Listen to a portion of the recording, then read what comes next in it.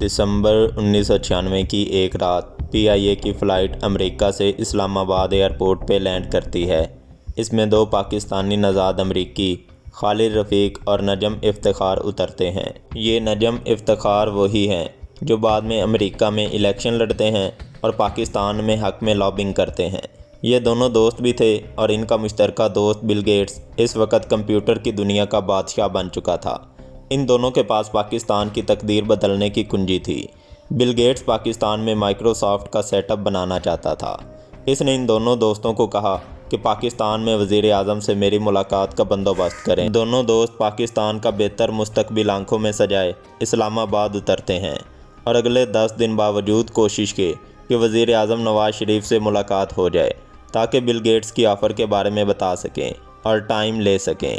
ان 10 دنوں میں ملاقات تو دور کی بات، فون پہ بھی بات نہ ہو سکی، مگر ان کوششوں کا ایک فائدہ ضرور ہوا کہ ان کو وزیر اعظم پلاننگ احسن اقبال سے ملاقات کا 5 منٹ ٹائم مل گیا۔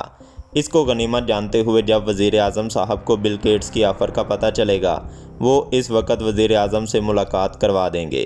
خیر ملاقات ہوئی اور اس میں دونوں دوستوں نے بڑے جوش سے بل گیٹس کی آفر کا بتایا کہ بل گیٹس پاکستان میں IT پارک بنانا چاہتے ہیں۔ احسن اقبال نے بد دلی سے پوچھا کہ پارک میں کمپیوٹر والے جھولے ہوں گے؟ دونوں دوست شل ہو کر رہ گئے اور تفصیل بتائی کہ یہ کمپیوٹر کی فیلڈ میں پاکستان کے لیے انقلاب لے آئے گا، مگر وزیر صاحب ابھی تک بات نہیں سمجھ رہے تھے اور کہا کہ یوں کہیں بل گیٹس ہم سے کمانا چاہتا ہے، بزنس کرنا چاہتا ہے۔ اب نجم صاحب نے تھوڑا غصے میں کہا، جناب آپ کیسی باتیں کر رہے ہیں؟ اس قدم سے پاکستان میں انقلاب آ جائے گا اور اگلے 10 سال میں ہم خود مختار ہو جائیں گے۔ اب وزیر احسن اقبال نے آخری فقرہ کہہ کر ملاقات ختم کر دی۔ اسے کہو مجھے ایک درخواست لکھ کر بھیج دے، میں غور کروں گا کہ اجازت دینی ہے یا نہیں۔ جب دونوں دوست احسن اقبال کے کمرے سے نکلے تو خالد رفیق صاحب بتاتے ہیں کہ نجم صاحب کی آنکھوں میں آنسو تھے اور وہ زور زور سے سر دائیں بائیں ہلا رہے تھے۔ واپسی پہ ان کے چہروں کو دیکھ کر بل گیٹس سمجھ گیا۔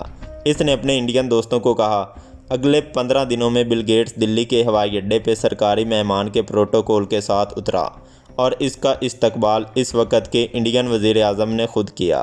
حالانکہ وزیر اعظم کبھی ایئرپورٹ نہیں جاتا۔ انڈین گورنمنٹ اور بل گیٹس کے درمیان ایک تاریخی معاہدہ ہوتا ہے جس میں مائیکروسافٹ نے ایک سافٹ ویئر انجینئرنگ کا شہر بسانا تھا جس کے لیے جے پور کو چنا گیا۔